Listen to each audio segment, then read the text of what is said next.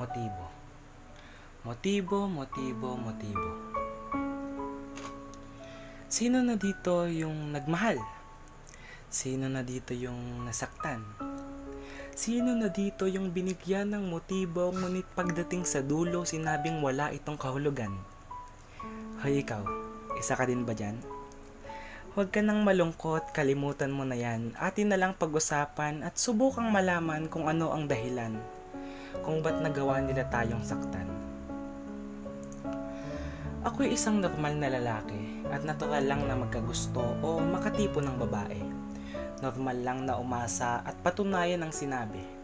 Nagmahal ng isang dilag nang walang pasintabi at nangako ng buong puso kahit ano pa ang mangyari.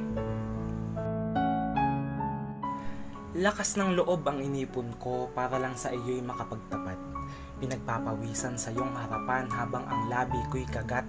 Hindi na makatingin ng diretso, nauutal ay sapagkat nahihiya sa iyo dahil sa tibay ng loob ako'y salat. Mabilis na tumakbo habang puno ako ng saya. Aking ngiti abot langit, walang lungkot kundi tuwa. Di matigil kakaisip kung paano ko ito ginawa. Sa puso'y nakikipaghabulan na parang ako yung taya.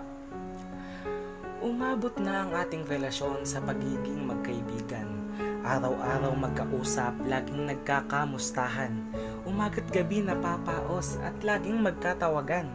Ang usap ay di matatapos, ito ay pang magdamagan. Buwan pa ang nagdaan nung may mapansin na kakaiba. Bakit parang ang ating pagkakaibigan ay gusto kong higitan pa? Ang lahat ng ginagawa natin ay gusto kong bigyan ng halaga. Humihingi ng patawad, pero gusto na kita. Bakit ka ba kasi ganyan? Bakit lagi kang nandyan? Bakit ikaw ang kasama ko tuwing may problemang dumadaan? Bakit ikaw ang nagiging gamot sa sakit na hindi ko makawalan? Bakit ang bait-bait mo sa akin at hindi mo ako magawang saktan? Bakit ka ba ganyan? Hanggang napagsama-sama ko lahat ng hinala at nakabuo ng konklusyon, inisip ko ang pag-amin ang magiging tamang solusyon. Ang daming motibong umaataking nakakapukaw ng atensyon.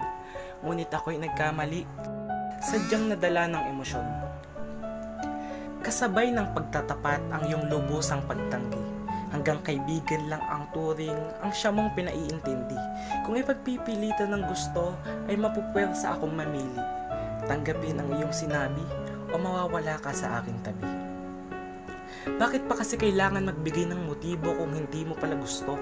Bakit ka magbibigay ng motibo kung walang tsansa sa'yo? Sana bago mangiliti, isipin ang mararamdaman ko dahil kailanman hindi kasalanan ang aksidenteng mahulog sa isang tao. Kaya ang payo ko sa inyo, sa emosyon ay huwag magpadala. Ang mga bagay-bagay, huwag basta bigyan ng kahulugan at halaga.